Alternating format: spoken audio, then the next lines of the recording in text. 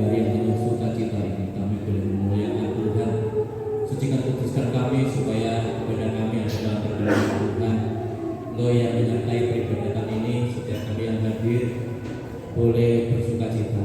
Engkau menyertai ibadah dari awal hingga akhirnya di dalam Tuhan, jauh dari kuasa kegelapan, sehingga kami sepulang dari tempat ini pulang dengan penuh damai sejahtera-Mu selalu ada dalam kehendak Tuhan. Mari Engkau yang menyertai, Engkau yang memberkati kami semua, baik kami jemaat yang hadir maupun para pelayan Tuhan, diberkati dengan kuasa dari kuat Maha Tinggi. Di dalam nama Tuhan Yesus kami berdoa dan mengucap syukur. Haleluya. Amin.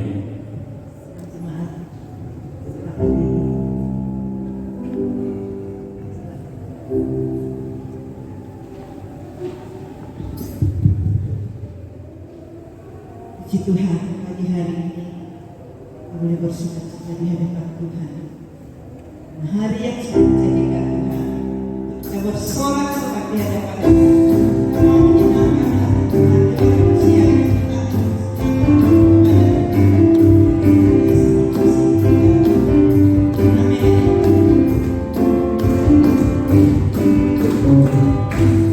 Hari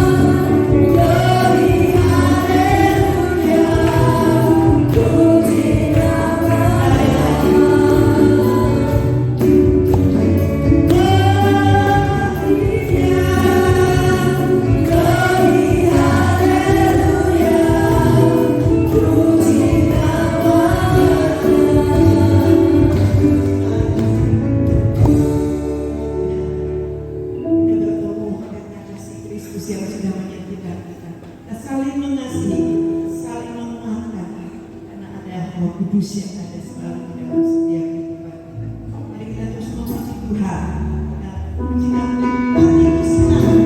Amin. Jadikan kehidupan Itu senang hatiku bila kehadiran ada di sini.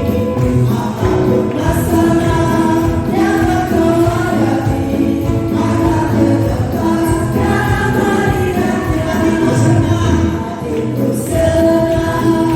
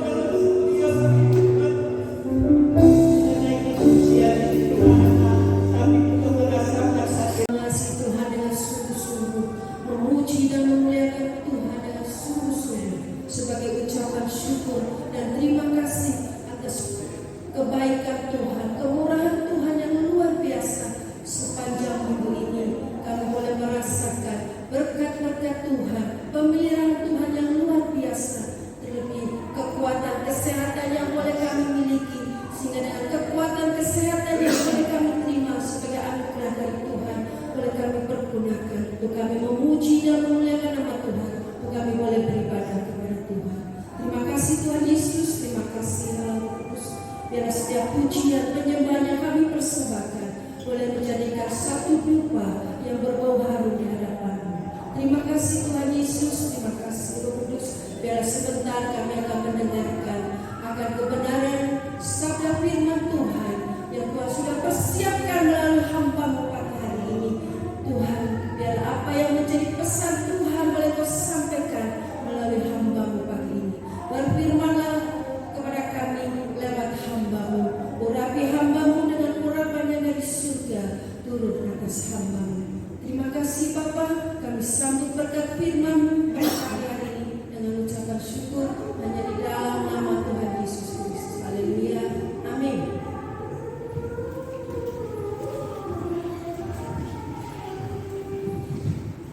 Yes. Shalom, selamat pagi Bapak Ibu sekalian. Kembali kita berada di rumah Tuhan. Biarlah pagi hari ini Tuhan menyertai Bapak Ibu sekalian dan segala pergumulan masalah yang dihadapi. Percayalah bahwa Tuhan selalu beserta. Dan kebenaran firman Tuhan yang ingin saya sampaikan pagi hari ini yaitu mengambil tema gaya hidup anak Tuhan di akhir zaman. Ya, tema perenungan kita pagi hari ini mengambil topik gaya hidup atau lifestyle anak Tuhan di akhir zaman. Kita akan membaca di dalam 1 Petrus pasal pertama, 1 Petrus pasal yang keempat ayat ke-7 sampai 11. Demikianlah firman Tuhan. Kesudahan segala sesuatu sudah dekat. Karena itu kuasailah dirimu dan jadilah tenang, supaya kamu dapat berdoa.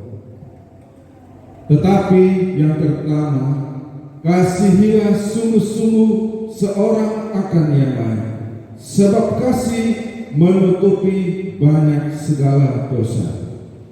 Ayat 9, berilah tumpangan seorang akan yang lain dengan tidak bersungut-sungut. Layanilah seorang akan yang lain sesuai dengan karunia yang telah diperoleh tiap-tiap orang sebagai pengurus yang baik dari kasih karunia Allah.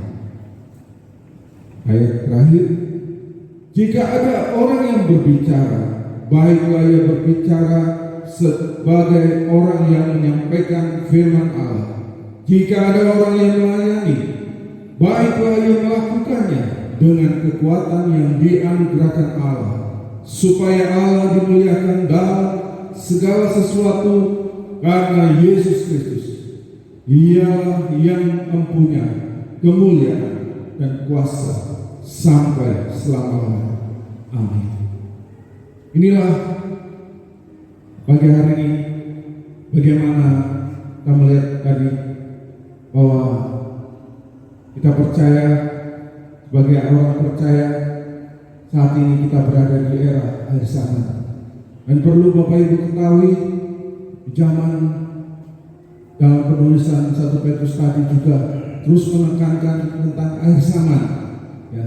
Jadi sebagai orang percaya diharapkan memiliki mentalitas atau sudut pandang bahwa kita saat ini benar-benar berada di akhir zaman. Tentunya akhir zaman berbicara tentang masa di mana kita harus mempersiapkan diri kedatangan Tuhan Yesus yang kedua kali. Dan kita perlu ketahui bagaimana saat-saat ini masa yang sukar, masa yang sulit, banyak terjadi goncangan-goncangan terjadi, banyak suatu keadaan yang mungkin kita tidak berharap dan ternyata hasilnya di luar dugaan. Dan biarlah sekali lagi kita belajar bahwa dengan mentalitas ketika kita berada di zaman air ini, kita terus bersiap-siap, berjaga-jaga, dan terus berdoa. Dan biarlah kita terus melakukan apa yang menjadi kehendak Tuhan. Kita percaya dan kita melakukan kehendak Tuhan, kita menjadi sebagai pemenang di dalam kehendak-Nya. Dan saat ini kita mungkin sudah melewati masa pandemi, ya, ibarat sebagai latihan, shock terapi, ya. Ketika nanti benar-benar masa kesukaran terjadi, Bapak Ibu, ya, sudah siap, ya, sudah di latihan kita menghadapi. Kalau memang benar-benar Tuhan mau datang dan masa kesukaran, kesulitan terjadi, Bapak Ibu sudah mempersiapkan diri. Dan ingat, ya, kedatangannya tidak diketahui kapan dan waktunya. Dan biarlah sebagai anak-anak Tuhan kita belajar, kita sudah bisa membaca, ada kecerdasan rohani, ya, ada suatu yang benar-benar peka, ya, ketika Tuhan datang kita peka kapan terjadi. Dan seringkali, ya, misalkan saja kita sebagai manusia, apabila kita dalam menghadapi tsunami, kita sudah mengetahui tanda-tanda, yang misalkan air akan surut, ya, langsung kembali ke dasar atau ke dalam laut. Dan kita sudah tahu bahwa akan terjadi apabila kita berjalan di laut tersebut. Dan juga apabila kita melihat ke atas, mungkin ada burung-burung yang berimigrasi atau berpindah, dan kita sudah tahu tanda-tandanya. Demikian juga ketika kedatangan Tuhan, kita akan bisa benar-benar memiliki kepekaan. Inilah pagi hari perenungan kita. Dan di masa-masa sukar ini, ya, mungkin sebagian orang sudah tumbang iman, sebagian orang sudah, ya, berpindah keyakinannya karena kesulitan, kesukaran yang dihadapi, atau mentalitasnya tidak kuat. Akhirnya di masa sukar mereka mulai jiwanya terganggu, ya, ada yang stres, ada yang mungkin sampai bunuh diri, ya. Beberapa hari yang lalu saya bertemu dengan, ya, dua pengusaha muda, dan dalam pembicaraan mereka mengeluh usaha bisnis sekarang, ya, tidak sesuai apa yang mereka harapkan, sehingga hasilnya, ya, tidak ada. Yang mereka harus berusaha menggunakan tabungannya untuk bisa survive atau untuk membiayai kebutuhan. Dan biarlah pagi hari sekali lagi kita bisa memaksimalkan kehidupan kita, hingga ketika Yesus menjanjikan kita hidup dalam kelimpahan, dan kita percaya kelimpahan tersebut bukan secara materi atau secara yang finansial yang berlebihan, tetapi kita berkelimpahan, yang kita memiliki kelimpahan dalam kasih-Nya, dalam kemurahan, sama seperti Yesus Kristus untuk kita disempurnakan dan semakin serupa dengan Kristus. Oleh sebab itu kita melihat di sini, saya ingin bagikan ada up, in, dan out. Ketika kita membaca tadi 1 Petrus pasal yang keempat tadi, ya, saya ingin sharing bagaimana yang pertama untuk kita ke atas, yaitu up, yaitu doa dan ibadah sejati.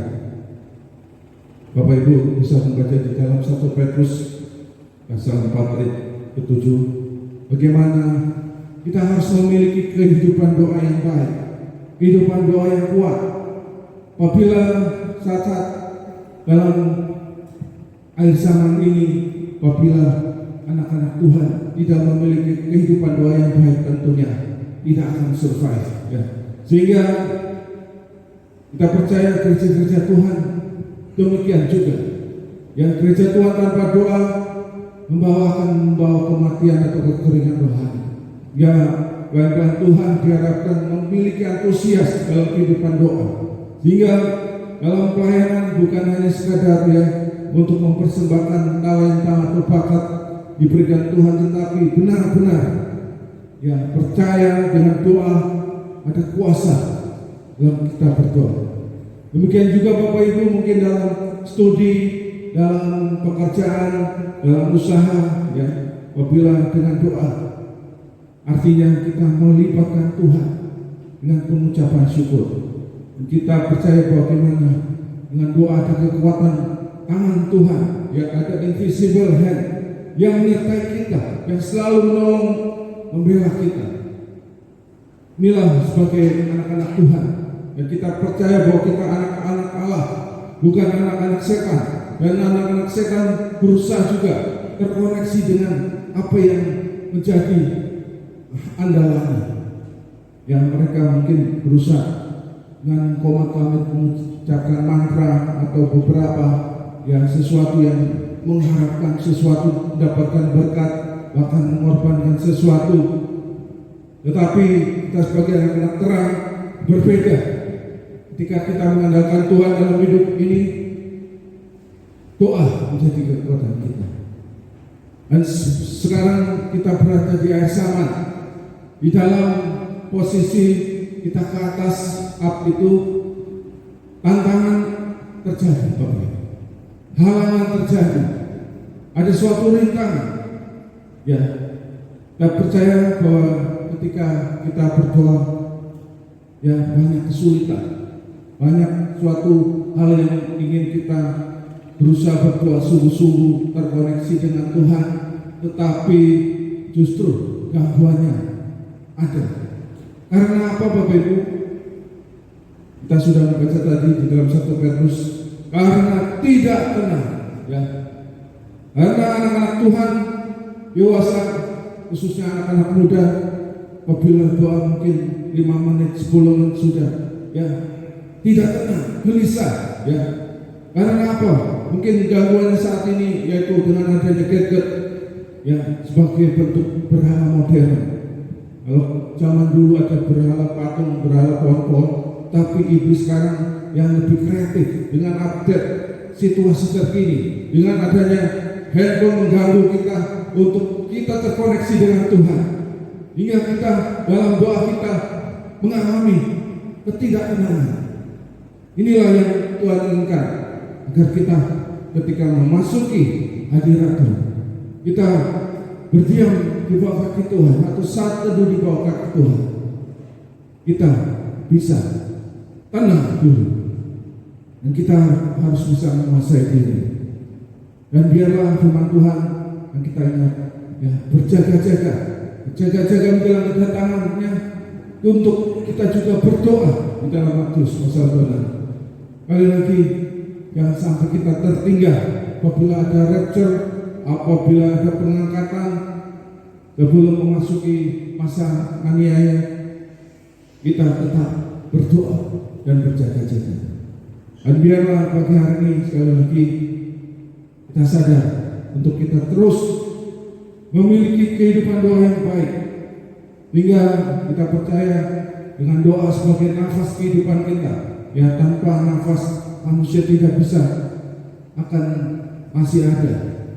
Tetapi dengan kita secara rohani kita bernafas, yaitu melalui doa, kita memiliki kehidupan rohani yang baik. Yang kedua, untuk kita di bagian ini, yaitu bagian ke dalam, yaitu saling mengasihi dan melayani dengan karunia-karunia. Ya, tentunya ketika Bapak Ibu sudah memiliki kasih Kristus yang ada di dalam kehidupan kita, kita sebagai orang percaya sudah lahir baru, sudah menerima, ya, pengampunan dari Tuhan, kita memiliki fondasi kasih yang benar-benar kita bisa ada di dalam kehidupan kita, bahwa ketika kita mengampuni seseorang, benar-benar mengampuni. Mungkin seseorang sudah mengecewakan kita, sudah merendahkan kita, sudah menjelek-jelekan kita atau menjatuhkan kita, tapi karena kasih Kristus yang kita miliki, kita bisa memberikan pengampunan kepadanya. Inilah yang harus kita ingat, sama seperti Kristus yang sudah mengampuni orang-orang yang berdosa, yang sudah menyelamatkan kita semua melalui Yesus sebagai juru selamat, yang seharusnya kita binasa tapi kita dilayani. Tidak cukup sampai di sini, Bapak. Ya, kita harus memiliki hobi, ya, hospital. Bagaimana kita harus mengasihi sesuai firman Tuhan tadi yang kita baca. Ketika zaman itu, ya, banyak orang orang Kristen mula-mula memberi umpama, ya. Beberapa mungkin ada yang berasal dari ratusan kilometer, ya, musafir, atau mungkin mereka berjalan sangat jauh sehingga mereka harus memberikan tumpahan, atau juga dengan mengasihi sesuai karunia-karunia yang kita sudah terima dari Tuhan. Kita juga memberikan tenaga, bantuan, ya, secara keuangan finansial atau memberkati dengan sesuatu, dan kita percaya karunia-karunia yang sudah Tuhan taruh dalam kehidupan kita. Ya, masing-masing kita pasti ada karunia-karunia yang Tuhan sudah berikan. Dan biarlah ketika kita benar-benar mengasihi, kita memberikan karunia yang Tuhan sudah berikan kepada kita, ya, misalkan dengan juga kita bisa memberikan muatan dan karet, atau kita memberikan motivasi suatu yang positif bagi anak-anak Tuhan, akan terus memberikan kasih melalui karunia-karunia yang Tuhan sudah percayakan kepada kita.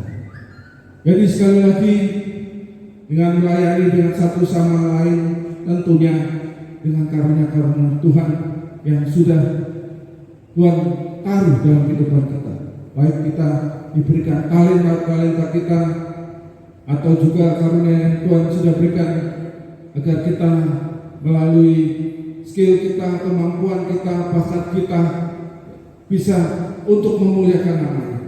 Dan sekali lagi, kita harus mempertanggungjawabkan karunia-karunia yang sudah kita terima selama kita masih hidup. Ketika nanti dalam penghakiman, Tuhan sudah memberikan 1 talenta, mungkin 2 talenta, 3 talenta, yang semuanya dipertanggungjawabkan di hadapan Tuhan. Ketika dalam penghakiman nanti Tuhan tanya, kenapa kamu sudah diberikan bakat, talenta sesuatu, tetapi tidak mempermuliakan nama Tuhan? Tentunya, ya, pertanggungjawaban kita semua. Biarlah pagi hari kita memiliki kepekaan apa yang Tuhan sudah taruh dalam kehidupan kita, talenta yang Tuhan sudah berikan, kita pertanggungjawabkan untuk kemuliaan nama-Nya. Dan sekali lagi, ingat bagaimana ketika kita tidak bertanggung jawab dengan talenta yang Tuhan sudah berikan, tentunya Tuhan akan kirim ke tempat yang gelap, di mana banyak retakan gigi yang akan diterima karena kita tidak mempertanggungjawabkan. Oleh sebab itu, sekali lagi, di bagian ini kita sadar bahwa kita harus sekali lagi tahu karunia-karunia yang Tuhan sudah berikan dalam kehidupan kita. Dan bagian keluar, ya, lalu ke dalam tentunya berkaitan juga dengan yang sesama kita, seiman kita. Tetapi dalam bagian out ini menghadirkan kerajaan Allah dengan karunia-karunia, artinya kita menjadi terang bagi sekitar kita. Orang luar yang belum mengenal Tuhan juga melihat, kok ada perbedaan, ada sesuatu hal yang membedakan kita dengan mereka. Hingga mereka mungkin melihat kasih Kristus yang kita sudah miliki, ya, kita menjadi berkat bagi mereka. Dan kita bukan menjadi batu sandungan atau cemoohan bagi orang yang belum mengenal Tuhan. Ya, mungkin dalam studi, ya, mungkin yang tidak seiman melihat kita ada memiliki kecerdasan, ya, tingkat intelijensia yang baik, mungkin akan melihat, oh, ini anak Tuhan, oh, berbeda, ya, oh, lebih pintar, ya. Tapi yang kepintaran yang Tuhan berikan itu untuk kembali kita mempersembahkan pada Tuhan. Dan biarlah pagi hari ini kita ingat, ketika kita terus menjadi terang bagi sekitar kita, kita kembalikan untuk Tuhan. Juga kita dalam, tidak hanya di dalam studi, dalam pekerjaan, dalam sekitar kita, tetangga kita, atau mungkin dalam lingkungan pekerjaan, ya, baik di lingkungan sekuler pun, kita terus, ya, menjadikan berkat, jadi berkat bagi orang sekitar kita. Ya, apabila mungkin Bapak Ibu dalam up and in baik, dan diharapkan juga keluarnya outputnya juga akan lebih baik lagi. Inilah yang Tuhan harapkan dalam kehidupan kita, dan sekali lagi kita sudah mengerti apa yang menjadi karunia-karunia yang kita sudah terima dari Tuhan. Cara rohani Bapak Ibu, saya bagikan bagaimana ketika seseorang percaya sudah menerima karunia yang secara rohani diberikan oleh Roh Kudus. Kami lihat di dalam bagian pertama ada Rasul, Nabi, mengajar, gembala, dan penginjil. Mereka adalah yang menerima karunia dengan kemampuan yang Tuhan sudah berikan, balik digunakan untuk memperlihatkan nama Tuhan. Dan tentunya juga di dalam Roma dijelaskan bagaimana karunia Tuhan yang sudah diberikan pada orang percaya dengan melayani. Ya. Kita sebagai orang percaya ketika kita belajar untuk melayani, bukan dilayani. Ya, mungkin dalam awal-awal kita mengenal Tuhan dan kita mulai terlibat ya atau tertanam dalam satu gereja, kita percaya Tuhan memberikan sesuatu karunia dan kita bisa melayani. Dan mungkin pelayanan mungkin hanya penerima tamu atau petugas kolektan, atau mungkin hanya ya hal-hal yang lain yang mungkin terlihat ya bukan di atas panggung bimbang, tetapi apa yang Tuhan tahu dalam hati ya Bapak Ibu saudara sekalian bisa kerjakan. Saya sangat kagum ada seorang pejabat ya Petsus ya dengan jabatan posisi yang tertinggi ya di gereja JPWC Jakarta. Dia mau membuka ya pintu mobil ya jemaat yang akan beribadah. Ada kerendahan hati, ada sikap bagaimana ketika menerima pelayanan yang terlihat tanda kutip sepele tetapi sesuatu hal yang berarti. Inilah yang kita harus miliki, dan juga dengan menasihati. Ya mungkin ada seseorang yang mungkin ingin sharing ketika menghadapi masalah, menghadapi persoalan, sehingga kita dipercayakan untuk memediasi atau mungkin membantu ya untuk menguatkan seseorang tersebut, hal yang baik, hal yang positif. Dan kita diharapkan sebagai anak Tuhan menjadi ya mediator yang baik atau menjadi konselor yang baik yang Tuhan kehendaki, atau juga mengajar, atau dengan memberikan sumbangan, atau dengan memimpin, atau dengan kemurahan hatinya. Tidak hanya secara finansial kita memberikan, menyumbang atau dengan kemurahan hati, tapi dengan pikiran, tenaga, atau mungkin waktu kita berikan semuanya untuk mempermuliakan nama Tuhan. Dan juga dalam 1 Korintus dikatakan dengan hikmat kita dipakai dengan kecerdasan yang Tuhan berikan ketika mungkin dari kita nanti kalau Tuhan percayakan menjadi pejabat atau mungkin ya seseorang yang berpengaruh, dan biarlah dengan hikmat Tuhan yang Tuhan sudah berikan untuk memberikan yang terbaik untuk Tuhan lewat pekerjaan yang Tuhan percayakan. Dan juga bernubuat, dan juga iman, ada juga menyembuhkan atau mengadakan mujizat. Semuanya ini Bapak Ibu dikembalikan untuk Tuhan, ya bukan untuk secara pribadi, untuk kepentingan pribadi, tetapi untuk menolong, membantu. Jadi dengan karunia yang di dalam Alkitab 90% untuk orang lain, untuk orang lain sekali lagi, dan 10% hanya melalui karunia bahasa roh kita berkomunikasi dengan Allah, tentunya sesuatu yang rahasia yang disampaikan kepada Allah, dan Allah yang hanya tahu apa yang kita ucapkan melalui bahasa roh. Tapi 90% karunia yang sudah kita terima, kita berikan untuk membantu orang-orang, baik yang belum sudah mengenal Tuhan atau yang belum mengenal Tuhan. Dan juga sekali lagi kita sadar ketika kita sudah peka atau sudah tahu apa yang Tuhan taruh dalam kehidupan kita melalui karunia-karunia tersebut. Sekali lagi, kita tidak sombong, kita tidak tinggi hati, kita tidak hanya untuk kepentingan pribadi sendiri, tetapi sekali lagi untuk membantu orang lain dan menjadi berkat bagi orang lain.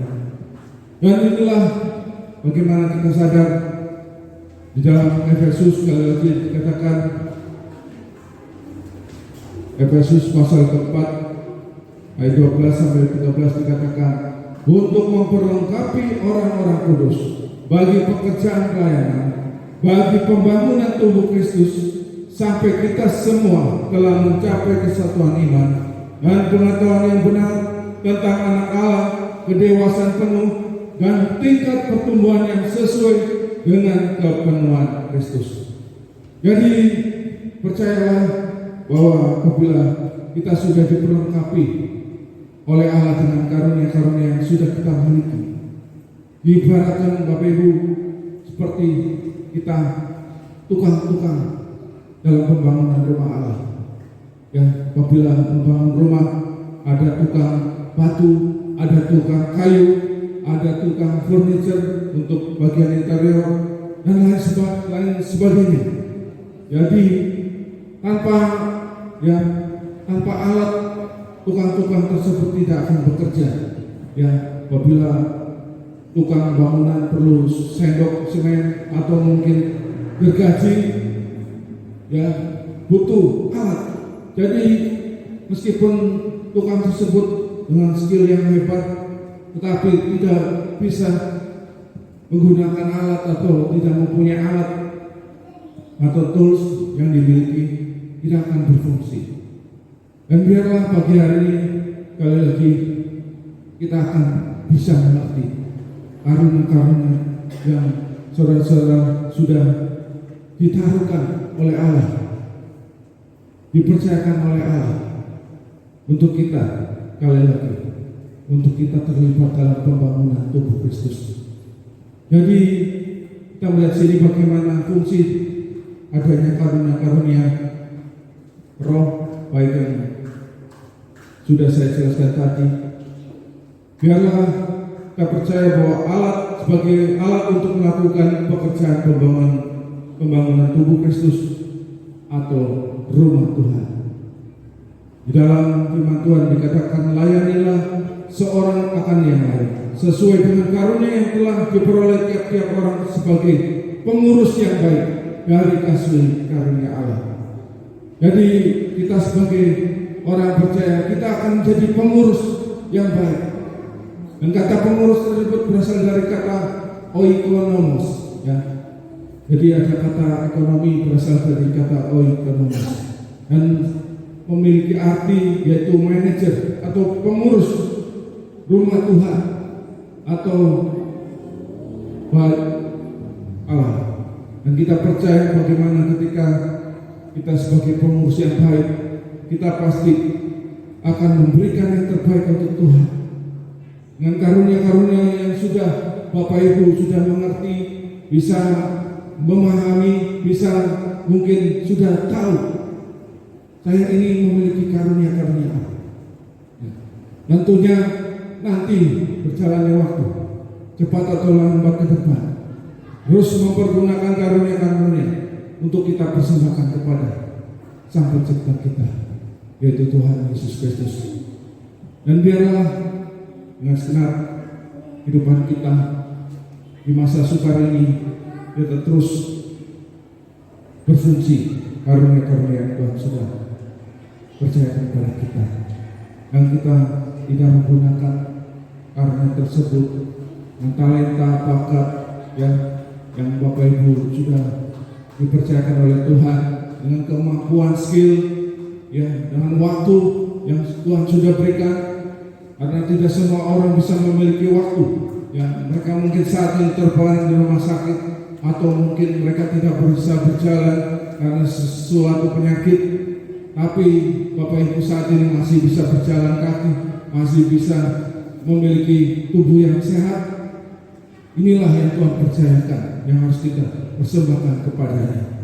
Dan sekali lagi juga dengan pikiran kita, tenaga kita, atau mungkin suara kita bisa memberikan yang terbaik untuk Tuhan. Inilah renungan kita di pagi hari ini. Sekali lagi kita sadar bahwa kita dimiliki karunia yang Tuhan sudah berikan kepada kita. Terus aktifkan, jangan off-kan, tetapi biarlah terus kita persembahkan untuk kemuliaan nama Tuhan. Saya mengundang pemusik untuk maju ke depan.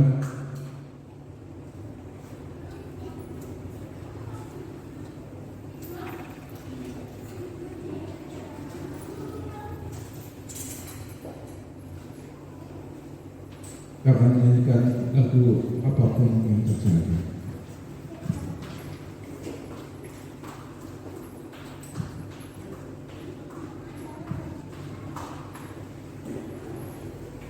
Mari sidang jemaat Tuhan kita bangkit berdiri. Mulai kita renungkan apa yang Tuhan taruh dalam kehidupan Bapak Ibu Saudara sekalian. Pagi hari ini sekali lagi milikilah pengenalan akan karunia yang Tuhan sudah percayakan dalam kehidupan kita. Biarlah karunia-karunia yang Tuhan sudah berikan kita tetap persembahkan kepada untuk kemuliaan nama